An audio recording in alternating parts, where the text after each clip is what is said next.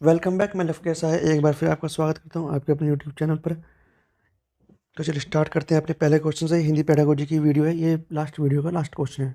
ठीक है, तो चलिए स्टार्ट करते हैं अपने पहले क्वेश्चन से। आपका पहला क्वेश्चन है, मौखिक अभिव्यक्ति के समय होने वाली त्रुटियों पर बार बार टोकने से। अब बच्चा कोई बोलते समय गलती कर रहा है बार बार और आप उसे टोक जा रहे हो बार बार, तो क्या होगा?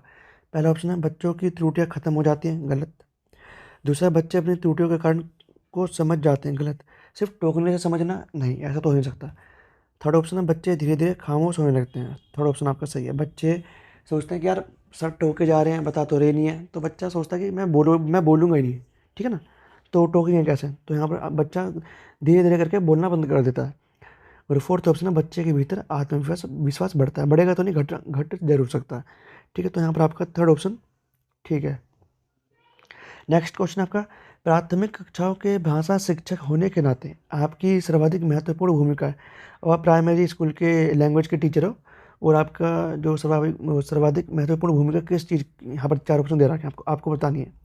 पहला ऑप्शन है, बच्चों की भाषाई क्षमता के विकास के लिए तरह तरह के अवसर जुटाना। फर्स्ट ऑप्शन आपका यहाँ पर सही है। ठीक है। सेकंड ऑप्शन है आपका, बच्चों को वाद विवाद के लिए तैयार करना, गलत। आपका फर्स्ट ऑप्शन यहाँ पर सबसे बेस्ट है। ठीक है।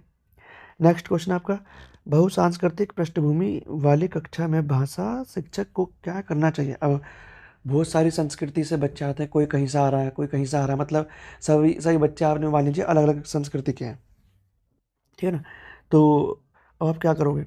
पहला ऑप्शन है, परस्पर बातचीत करने के अधिकाधिक अवसर देना, सही ऑप्शन आपका, ये इसका फर्स्ट ऑप्शन ठीक है आपका। सेकंड ऑप्शन आपका, बच्चों को मानक भाषा प्रयोग के लिए ही कहना चाहिए कि जो स्कूल में भाषा चल रही है उसको ही पढ़ना। ठीक है ना, मानक भाषा कोई ऐसी भाषा जो वैलिड है, ऐसा बोलते हैं कि ये वैलिड लैंग्वेज है, इंग्लिश वैलिड लैंग्वेज है, तो इस तरीके से कि सिर्फ उसी भाषा को पढ़ना जो वैलिड है वहाँ पर स्कूल में, ये तो होगा नहीं। थर्ड ऑप्शन आपका, मौखिक कौशलों पर बल देना चाहिए, गलत।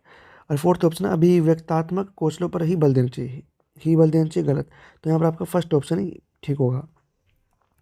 नेक्स्ट क्वेश्चन है आपका, एक समावेशी कक्षा में भाषा शिक्षक को किस बिंदु का सबसे अधिक ध्यान रखना चाहिए? अब आप एक समावेशी क्लास में और आपको भाषा के बारे में भाषा शिक्षक के रूप में आपको सबसे ज़्यादा किस चीज़ पर ध्यान देना चाहिए? ठीक है ना, तो पहला ऑप्शन है, सभी बच्चों को समान रूप से गृह कार्य देना समान रूप से। दूसरा ऑप्शन है, सभी बच्चों को समान गतिविधियों में शामिल होने के लिए प्रोत्साहित करना। तो यहाँ पर आपका जो सेकंड ऑप्शन है एक बार के लिए ठीक हो सकता है। थर्ड ऑप्शन आपका, सभी बच्चों से समान अपेक्षाएं रखना, ये भी हो सकता है आपका। और फोर्थ ऑप्शन, विविध प्रकार की दृश्य सर्वे सामग्री का उपयोग करना। तो यहाँ पर जो सेकंड और फोर्थ ऑप्शन है इसमें कन्फ्यूजन है थोड़ी सी, ठीक है, तो आप देख लेना इसका आंसर गूगल करके क्या आएगा।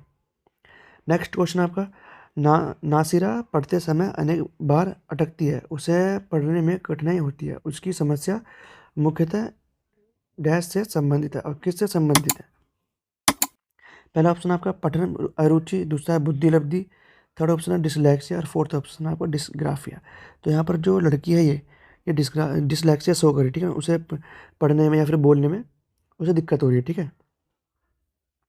नेक्स्ट क्वेश्चन आपका, ध्वनियों के विभेदीकरण में सहायक है।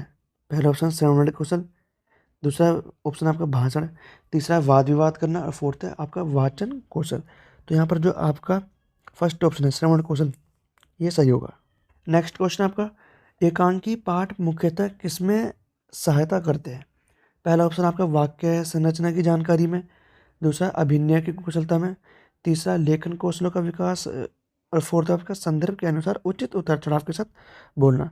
तो यहाँ पर जो आपका फोर्थ ऑप्शन है ठीक होगा कि संदर्भ के अनुसार आपको बताना कि आप कहाँ पर अपनी वॉइस को जो पिच है उसे बढ़ाना है और कहाँ पर घटाना है।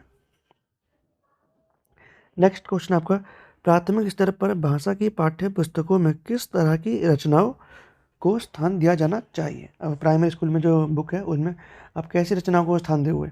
तो केवल कहानियों या कविताएं, दूसरा ऑप्शन है कि विदेशी साहित्य की रचना, तीसरा ऐसी रचनाएं जो बच्चे के परिवेश से जुड़ी हुई है, बिल्कुल सही, और जिनमें भाषा की अलग अलग छटाएं हैं, बिल्कुल सही। यहाँ पर आपका थर्ड ऑप्शन सबसे बेस्ट है। और फोर्थ ऑप्शन है जो प्रत्यक्ष रूप से मूल्यों पर आधारित हो, गलत। तो यहाँ पर आपका फर्स्ट सेकंड और फोर्थ ऑप्शन गलत है और थर्ड सही है। नेक्स्ट क्वेश्चन आपका, उपचारात्मक शिक्षण के लिए निम्नलिखित में से कौन सा कार्य नहीं किया जाना चाहिए? तो पहला ऑप्शन है सतत व्यापक मूल्यांकन, तो करोगे आप। प्राथमिक स्तर के बच्चों के परीक्षा में फेल होने पर उन्हें अगली कक्षा में प्रोन्नत करने से नहीं रोकना। थर्ड ऑप्शन आपका उच्चतर माध्यमिक कक्षाओं में विज्ञान विषय को अलग अलग संकायों के रूप में पढ़ाना। और फोर्थ ऑप्शन आपका माध्यमिक कक्षाओं में विज्ञान विषय को संयुक्त विषय के रूप में पढ़ाना। तो यहाँ पर जो आपका सेकंड ऑप्शन है, जो कौन सा कार्य नहीं किया जाना चाहिए, वो सेकंड ऑप्शन आपको प्राथमिक स्तर के बच्चों के परीक्षा में फेल होने पर उन्हें अगली कक्षा में प्रोन्नत करने से नहीं रोकना। जो फाइनल क्वेश्चन है इस वीडियो का वो है, प्राथमिक स्तर पर बच्चों की भाषाई क्षमताओं का विकास करने का अर्थ है।